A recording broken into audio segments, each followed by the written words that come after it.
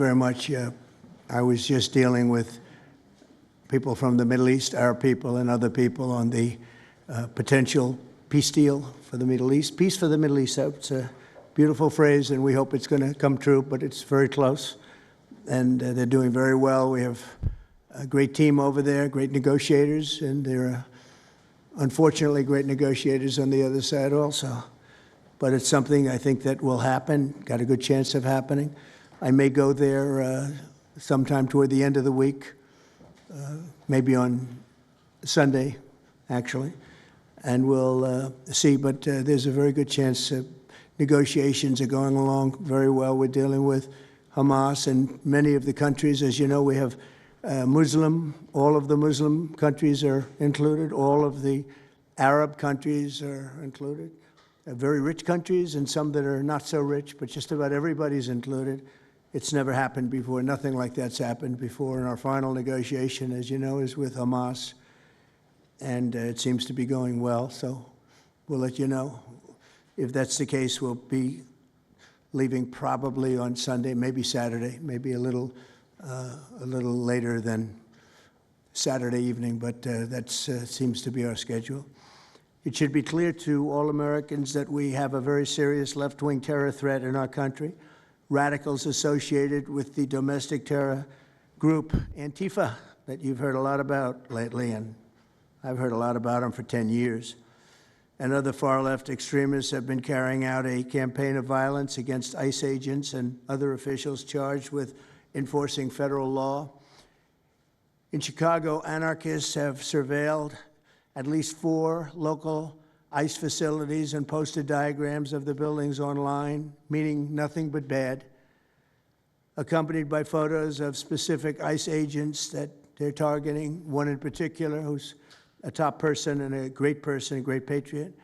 In July, approximately a dozen Antifa-aligned militants stormed the ICE facility in Texas and then lured officers out of the building before firing dozens of rounds at police. They were crazy, frankly, shooting one Texas officer in the neck. And in Portland, Oregon, Antifa thugs have repeatedly attacked our officers and laid siege to federal property in an attempt to violently stop the execution of federal law. Everything we're doing is very lawful. What they're doing is not lawful.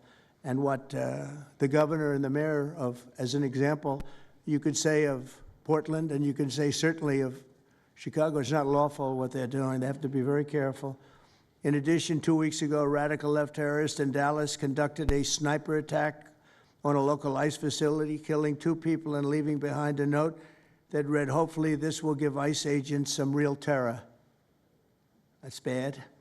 This attack came the very same month that Charlie Kirk was assassinated by a far-left extremist who inscribed the words, "Hey, fascist, catch," meaning catch the bullet, onto the bullet shelf itself. The epidemic of left-wing violence and Antifa-inspired terror has been escalating for nearly a decade.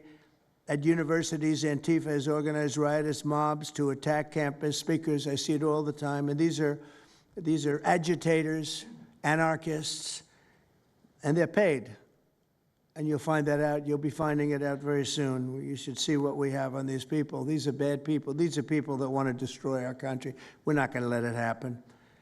They've used armed gangs to assault local police in cities nationwide, and they've attacked journalists reporting on their crimes. So the journalists that report on their crimes, don't worry, you're very safe. I hope that's not going to turn you around, but they have been very threatening to people, but we're going to be very threatening to them, far more threatening to them than they ever were with us, and that includes the people that fund them. Probably some of the people I know, some of the people I dine with, but if they do, they're in deep trouble. So we're going to be looking very strongly at the people that are funding these operations. When you see the signs, and they're all made out of a beautiful paper, beautiful, nice, stiff, very expensive paper with beautiful wood handles, all the same color. They come from very expensive printing machines. These are not people that write out their signs in a basement that believe in something. These are paid anarchists.